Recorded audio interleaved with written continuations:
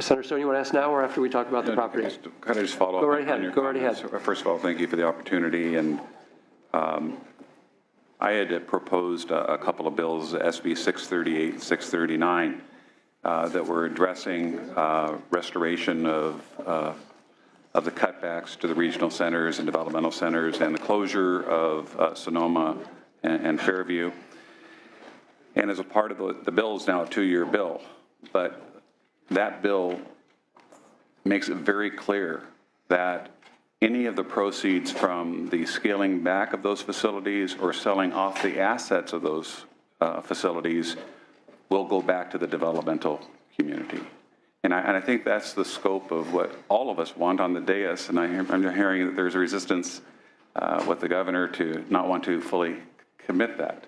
I would hope that the governor would reconsider, because I think it's almost unanimous on this committee that we believe that because there's been such a shortfall over the last decade, I think over $1 billion, Mr. Chairman, that why shouldn't the proceeds of the savings, which was the motivation to this bill, be used to reestablish the appropriate fees, which is the appropriate care and the appropriate transitions to make sure that these extremely disabled people have the appropriate services in the community at a lesser cost, but they're very fragile and they need that care. But the savings needs to go back to this community. Thank you. Please proceed. So we're going to talk just briefly about the sale of the properties. Andrew Sharfer, Department of Finance.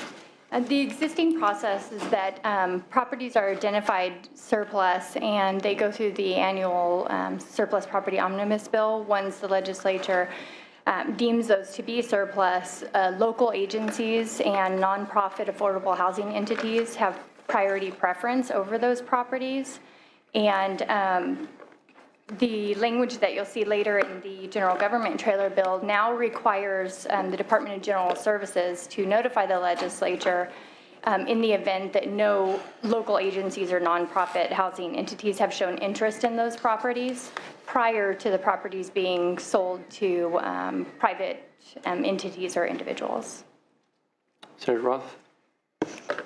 And it's at the point of sale that I think we need to have some conversation, not only with the developmentally disabled centers, but in other areas certainly as well. So once the sale occurs, where does the money go? And I think that goes into the general fund. I think it's pretty clear, both from finances perspective and practical application. And I think our concern is, and I don't want to belabor this, we need to have the discussion as part of next year's budget process. But I certainly think, for one, that we need to talk about having a surplus property disposal fund or disposed fund where the money from the sale of the surplus property goes into the fund, so we can have a conversation about what happens to that money as part of our annual budget process and not have it disappear into the general fund. Certainly we'll get a report about the sale, but we know how those reports go.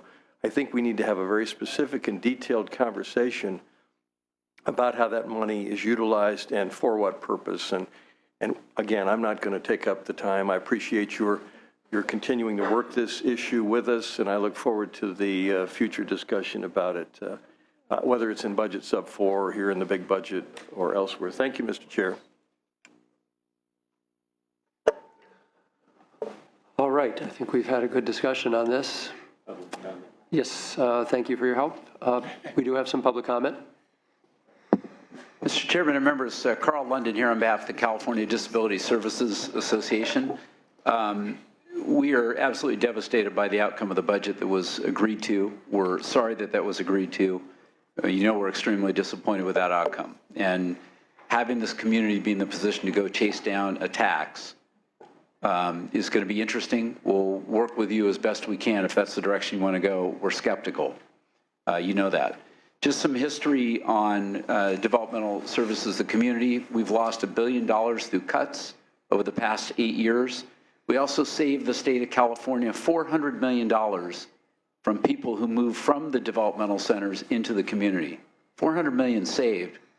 In both of those figures, we got neither one of those dollars back. The $1 billion that in cuts that the legislature took, the $400 million we saved every day to the state of California by moving people out of the developmental centers. We've got none of that. We've had one increase in 15 years And meanwhile, during that time, the cost of living, the cost of providing the services in the community has risen 30%. This budget that you're passing recognizes very directly $64 million in savings to the state of California from the closure of the Lanterman Developmental Center. The community is not receiving one penny of that, but it's in this budget. $64 million is stated very plainly in the budget documents. We are not getting a penny of that, despite the principled discussion that we're having today. Probably the only nugget in this whole budget for this community right now is this document. And since we're talking about AB 109, I will point out two things that are very consistent with the conversation that Senator Pavley raised. On page 7 of the bill, you'll notice that there's a provision in there that allows for the leasing of property at Fairview Developmental Center. And that's to be allowed to set up housing that will include our population in an integrated housing model. That's a terrific thing to look at. We'd ask you to look further in your considerations both into next year. Let's not talk about sale of the developmental centers. Let's talk about leasing the property. Why would the state give up an asset from which it can derive a long-term revenue source to whomever it decides to lease the property to create revenue that can be derived for this particular sector? Obviously consistent with local government standards, they need to be involved in the process. We get that. The other thing is the page 70 language on the intent. Just as a reminder, there's currently $600 million dedicated in this budget that you're passing for the service to the 1,000 people who remain in the state's developmental centers. That, when you wrap it up, the current operations dollars. Senator Pavley referenced the properties, but let's be very clear, there's $600 million in operations dollars currently today. And as these close, you have to look at that source. If you're not going to fund us today in the budget, you have to look at that source for this community going forward. It's probably the best place from where you would get money, and we're not asking you to go out and get a tax. We're not asking you to go out and find other money. We're simply asking you to reallocate and use the money you have today. Just lastly, as a personal note, I've dipped my toe into the pool of being a volunteer on a community-based organization in Sacramento. I'm on the board. I got elected president. I'm sorry that happened.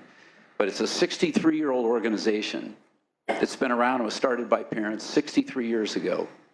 I'm one of the latest parents serving that capacity. We are on the verge of losing many of our service programs because of the budget you're going to pass today. We're going to make some very hard decisions in our budget review. And I've had staff say things very clearly to me, like, I love my job. I love seeing a person who's been told their whole life they can't do something to get them to where they can do things. I love that feeling. I know it's not about the pay, but I've got to be able to take care of my daughter. I've got to be able to fix my car. I can't do this anymore.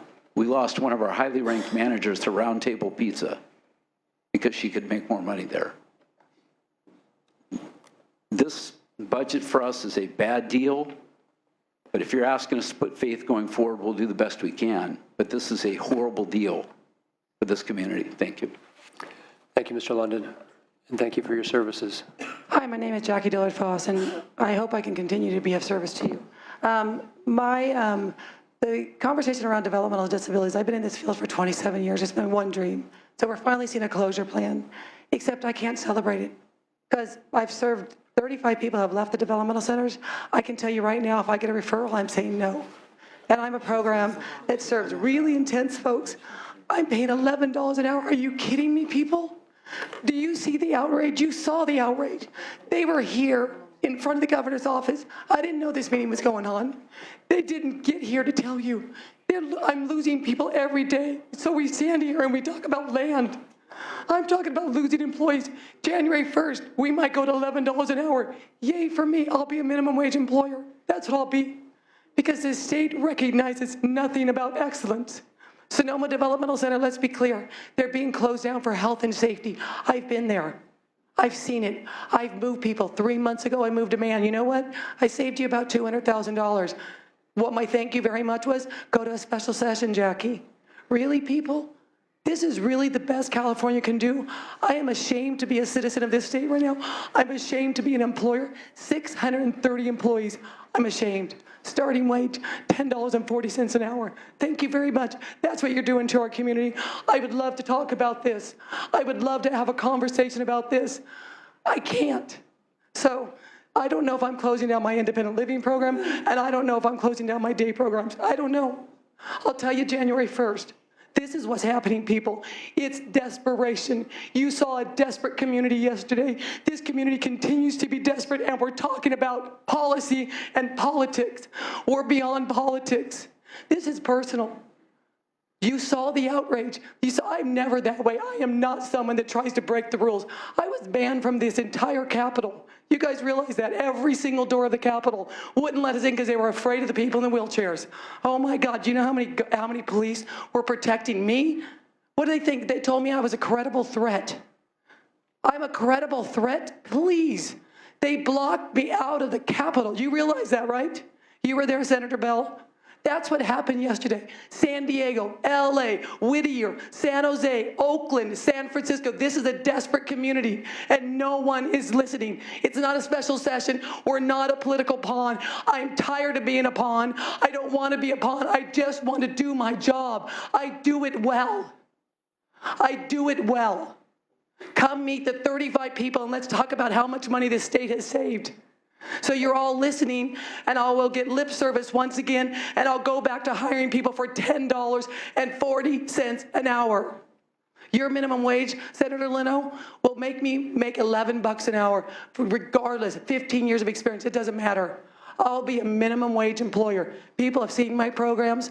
I'm better than that. I deserve better than that. My employees and those I support deserve better than a 50% turnover rate. That's what California has done to the people. So keep the developmental centers open because no one's there to serve them. Thank you.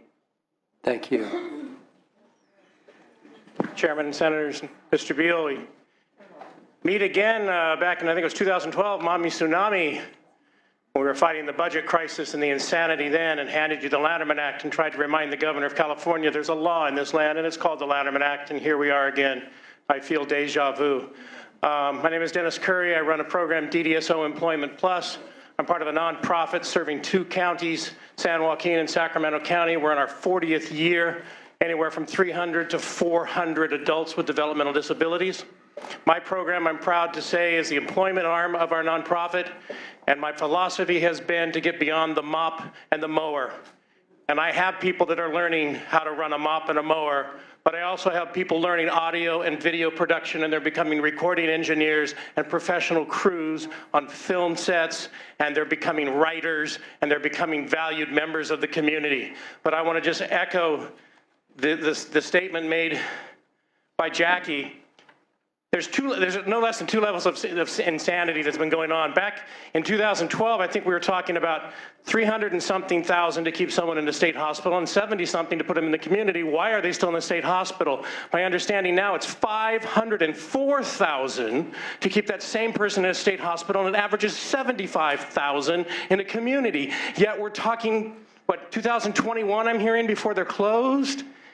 And when you do close them, if we don't get increases this year, there will be no programs. I guarantee you, no community programs for them to go into. That is insane. We're going to save money finally. We're talking about whether the money might go back into the community or its intent that it goes back to the community. It hasn't yet. And again, by the time you go through all this bureaucratic crap of closing them finally, there'll be nothing for them to go. A 40-year program that I'm proud to be a member of. We will be closed in the next 3 to 5 years ourselves. Where are those 300 to 400 people I serve today going to go? Let alone the people that you have come out of the state hospital system into our... Please stop the insanity. Please.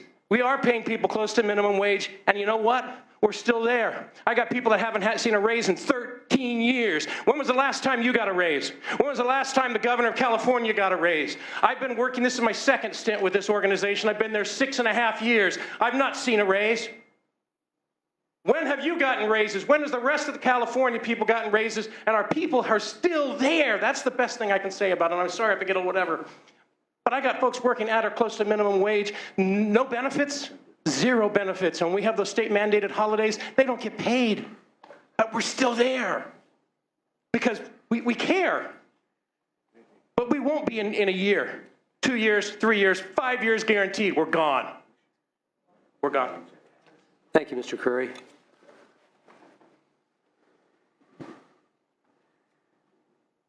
Good afternoon.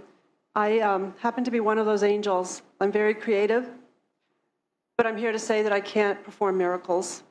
And I'm from the regional center system, 15 years. It was a challenge then. In 2006, I joined Bayberry in Napa, covered 4 counties, Napa, Solano, Sonoma, and Lake counties, vended by 2 regional centers. And I have to say that's where the rubber meets the road. We are the face of supports for our consumers. We struggle every single day to get appropriate rates from regional centers because the funding is so inadequate. We struggle to get what we need to simply operate and to provide those supports that are mandated by law for that person through the IPP. Very frequently, we don't get the rate that's appropriate. We lose money, have to absorb it somewhere. I sweat making payroll every single time. Twice a month, I don't know if I'm going to make payroll. I employ 180 people. I support 70 people with very challenging, intense needs, many of whom are on the autistic spectrum. Most of my consumers require 24/7 care. There are probably about 5 who don't. Some require 2 to 1. We're very successful. The successes are amazing. People leave developmental centers, come to our agency, like Jackie's, and they thrive, and they do wonderfully well. They become healthy people with choice. Not able to do that consistently, and it breaks my heart. It breaks my heart because I have been in this field since I am in my early 20s, and I find it appalling, absolutely appalling that we have to stand here and beg for pennies. We really need about 30%, and all we asked for was 10. And everybody said, almost everybody said, we back you, we're there for you. And lo and behold, not a single person was there for us.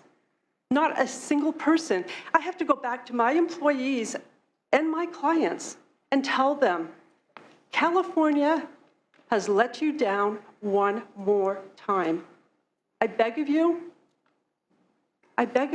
to save the community system, because I will not be able to take any referrals for those folks coming out of the developmental center until I can actually make payroll, until I can stabilize my current services. 10% is all we ask for. Thank you for your time. Ma'am, before you go, thank you for your comments. Thank you for your service. Thank you for keeping the faith. You know that we are going to continue to address this through the summer months. We need your name for the public record. My name's not important, but it's Linda Plourde. Linda Ford. Plourde, Plourde. Thank you. I am with Bayberry. We're pleased that you're here.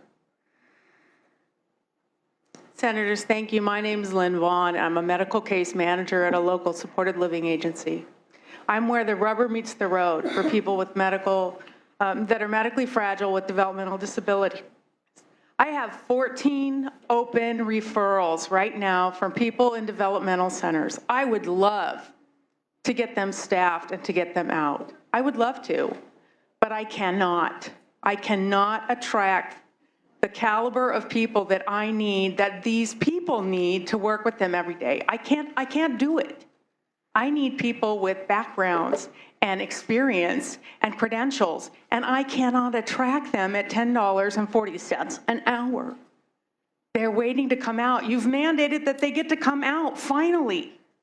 Where are they gonna go? I cannot do it. I can't do it. I wanna have faith in you, and I know that you want to do it too. You've got to figure it out. Thank you. Thank you, Ms. Vaughn. Thanks to all those who shared their passionate voices today. And we're not going to point fingers or have a political debate at this time. It would do a disservice to the very heartfelt comments that have just been made. But Ms. Bosler, I sincerely ask that you take what you've heard and what you've felt back to the governor and let him know one way or the other. I can't tell you. I know where my vote is on an MCO tax. I'm not going to speak for anyone else. I can't know for certain where the final number will be. But one way or the other, we have to take action, and we have to do more than has been pointed out, provide lip service to this community before this summer is out. And we can't do it without the governor. We do have a motion from Senator Monning. Do we have any other final comments before we take our vote? Senator Roth. I just have a question, Mr. Chair.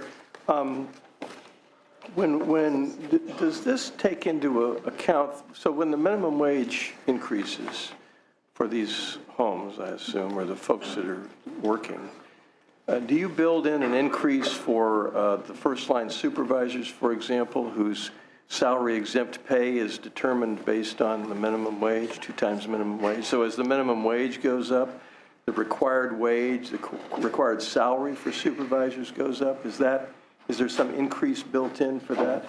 No, the state minimum wage increases that were part of this budget do not have the supervisory level adjustments as well. It's just aimed at those that would be making the minimum wage. So the facilities that have first-line supervisors whose salaries are tied to the minimum wage, 2 times minimum wage, they have to eat the difference between where they need to put their supervisors in order to comply with the law, I suppose. Yeah, they would have to work within their resources and their rates, but there's no adjustment for that second level. We need to, can't deal with that here, but we need to think about that in future years, because as the minimum wage goes up, it drives the overall cost of the operation for exempt supervisors, particularly if their salaries are tied to the minimum wage, and if there's no other increase built into the process, then facilities that are probably operating on the, maybe operating on the margin anyway, are now under the margin.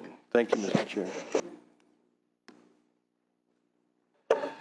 Thank you, Senator Roth. I believe that there is some language in the rate reform part of the budget bill that addresses Senator Roth's. Yes, I know. I'm just going to finish my comment. Are you familiar with this? Yes, there's a budget bill provisional language that's been added that will speak to various factors that the existing developmental services task force needs to look into when looking at rates and regional center operations. But I think the provisional language is pretty specific as to the different things to take into consideration as part of those ongoing discussions.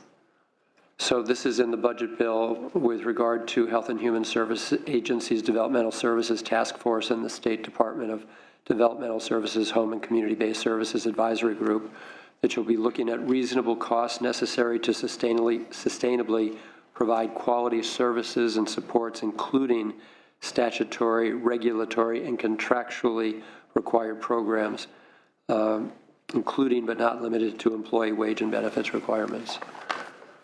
That is included in the provisional language. Right. Thank you. Senator Stone. Thank you, Mr. Chairman. Just some concluding comments. I think we would all like to be able to provide for services for everyone in need in the state of California, but it's obvious that we don't have the capacity financially to do that without the imposition of yet more taxes on our constituents. And this is why I believe that we should be standing up for the developmental community today and not put it off to another special session. And the reason why I think it should be a part of the budget is because this is where we prioritize our spending. And while I'll agree it's noble to provide $200 million over the next 2 years to people that are not legally here in this country, yet we're willing to spend money, $200 million, on people that are not legally here in this country at the expense of people that are developmentally disadvantaged and don't have a voice to come here and beg, but have their advocates begging here for assistance. So there's $200 million. Then there's another $240 million with the in-home supportive services that's asking for a 7% restoration of hours. So my question is, why are we not sharing the pain? Is it because IHSS has a very powerful union representing them and therefore they're off limits for us to discuss and make the pain bearable for everyone? This is a community that's just begging. begging that's been hurt over the past decade, $1 billion taken away from them. We need to be united here today, and we need to send a message to the governor that these people need these services to live. They need these services so that contractors won't walk away. We've had over 300 contractors throughout the state of California in the past couple of years say, we can't do it anymore. We can't afford it. So I hope that this committee can show some leadership and reprioritize some spending, and let's share the pain throughout the state of California, and let's not put the developmentally disadvantaged at the bottom of the totem pole year after year. I say, do something bold, do something courageous, and show leadership. And let's give these people the restorations they need so they can take care of people that cannot take care of themselves. I beg for your Thank you, Senator Stone. I'm going to repeat my comment that I made at the end of public comment, which is I think it does a disservice and a sincere disrespect at this time to the comments that we heard to turn this committee into a political forum to score political points. So I'm going to suggest that we not go further out of respect for the voices that we've just heard. Could you call the roll, please? Leno? Aye. Leno, aye. Nielsen? Aye. Nielsen, aye. Allen? Aye. Allen, aye. Anderson? Aye. Anderson, aye. Bell? Bell, aye. Block? Block, aye. Hancock? Hancock, aye. Mitchell? No. Mitchell, no. Monning? Aye. Monning, aye. Morlock? Morlock, aye. Wynn? Aye. Wynn, aye. Pan? Aye. Pan, aye. Pavley? Roth? Roth, aye. Stone? Aye. Stone, aye. Wolk? Wolk, aye. That's 14-1. 14-1? I think that's correct. 14-1 is the vote on AB 109.